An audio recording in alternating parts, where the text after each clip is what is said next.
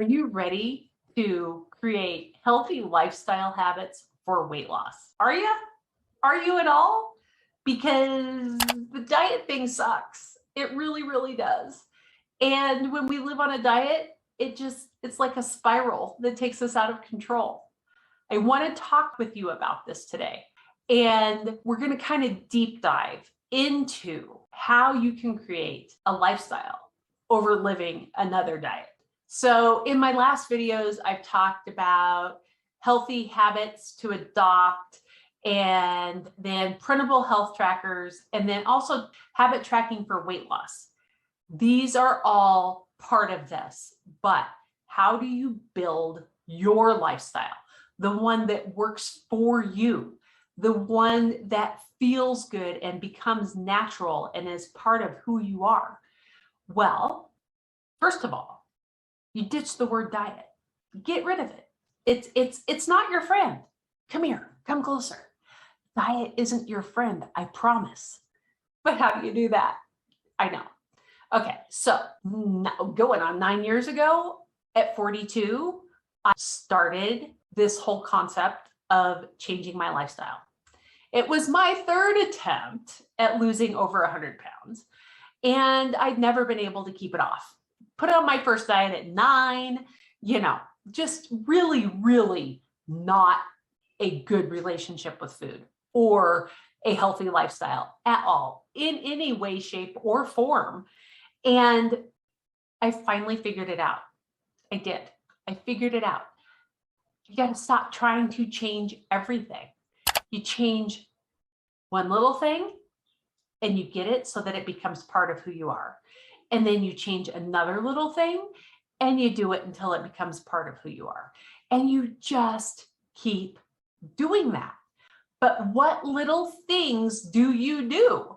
Well, you want to pick the top habits, the ones that will give you the biggest reward. And that doesn't include cutting your calories really low or going to the gym for 2 hours, because guess what? Neither one of those are maintainable. They will cause you to go into a spiraling circle of weight loss self-hate, because you'll get started, you'll go along for a few days, and then something's going to happen and you're going to spiral out of control. And, it's Dairy Queen, here I come, or the closest box of cookies. I know. I lived that life for 42 years. I would lose 10 pounds or 20 pounds and then gain 30 or 40 back. I would lose 100 pounds and gain 120 back. We're getting out of that cycle and we're moving to something completely different. We're going to stop trying to change everything. We're going to pick the top habits, and then next, find a nutrition structure that works for you. It can be keto, it can be Whole30, it can be Weight Watchers, it can be macros, it can be my complete 3. It does not matter, but it has to work for you. If you can picture the rest of your life with no carbs, by all means, go keto. If you can picture the rest of your life only eating whole foods, then by all means, go Whole30. If you want to have a little more flexibility, there's Weight Watchers. If you are a numbers person and you like to know calories in versus calories out versus how many grams of everything you're eating, that's macros. If you just want the simplest thing on the face of the earth, where you use your hand to measure so that you always have your measuring spoons with you, there's my complete 3. My complete 3 is kind of a hack on macros because I love macros.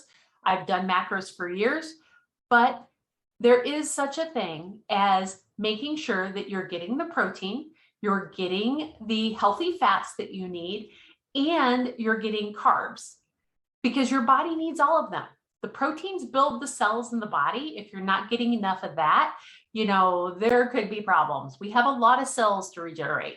The healthy fats do a number of things, include help digestion, help create hormones, both female hormones, male hormones, happiness hormones, all of them. All hormones need healthy fats in order to be created. And the carbs are our body's primary source of energy. So if you've ever gone on a program where the carbs were cut really low and you just feel like crap, then that would more than likely be that your body does not transition well to using fat and protein for its energy source. You can train your body to do that if you're very, very strict. I personally can't stand a program that's strict.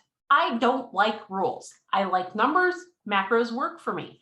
But if you don't like numbers, but you want the flexibility to be able to create your own meals so that you don't have to eat out of a box like I did when I gained 100 pounds back because I couldn't get my special quote unquote diet foods, that flexibility to create your meals based on the food you have in the house and not have to wonder what do I eat to lose weight? What's going to taste good? How's this whole thing going to work? That's where the Complete 3 works. And then next you need to add movement you love. This process only works if it's something you enjoy. You don't have to spend hours in the gym. You don't have to even work out. You can get the movement your body needs simply by dancing and cleaning the kitchen, or dancing and cleaning the house, or, I play squat ball with my dachshund and she's in my lap. So hopefully she didn't hear that word, but I do squats. I pick up the BALL, throw it down the hallway. And then when she runs back to me, I do another squat, pick it up and throw it down the hallway. We call it squat ball in our house. And everybody in my house chuckles at me because I have teenagers, but I'm working out, I'm playing with her, and it's fun. It's dorky, but it's fun. And you know what? It doesn't matter because I'm doing something healthy for me. I'm playing with her. It's making me smile. And that whole process is part of the healthy lifestyle. So adding in movement that you love gives you this freedom. It's okay. You don't have to be prim and proper all the time. I'm never prim and proper, but that's all beside the point.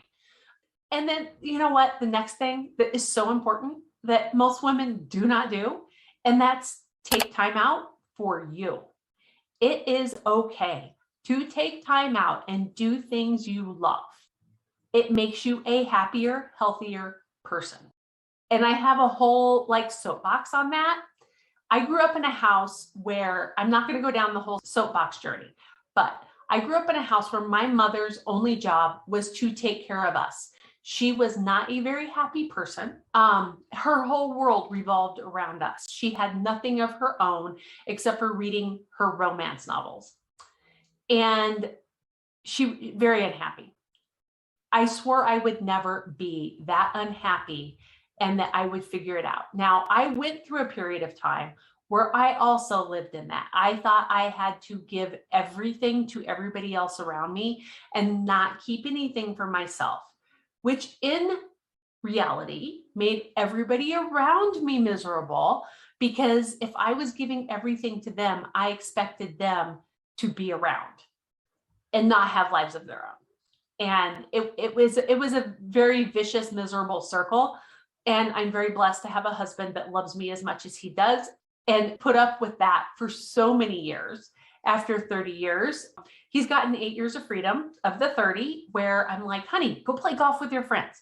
Honey, you need that time. Go do that because I'm taking the time I need for me. It only feels natural to give him that time to himself. And because I take time I need for me, I'm supportive of my kids doing things and going out and being teenagers, and I'm not micromanaging their lives.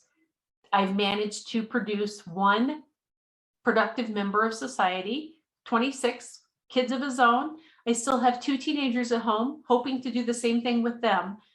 But I can tell you their lives are a lot easier. They laugh and joke and say, I love the dog more than I love them. And I'm like, guys, I could baby you. I could dress you in sweaters. I could, micromanage everything you do. But I think you're going to like me a whole lot better if I sit back and applaud your wins and support you and answer your questions when you ask them, rather than wanting to know every piece of business that you have as, 16 and 17. They both agree, just saying. So taking that time for you empowers you to support those around you and not feel the need to micromanage everything they do and feel responsible for all of their choices. So that's like the mini version of my soapbox, because I know I was micromanaged and it made me push everybody out, like my parents out. And so I'm trying it the opposite way. So far, it seems to work. I may learn my lesson later, but so far, it's working.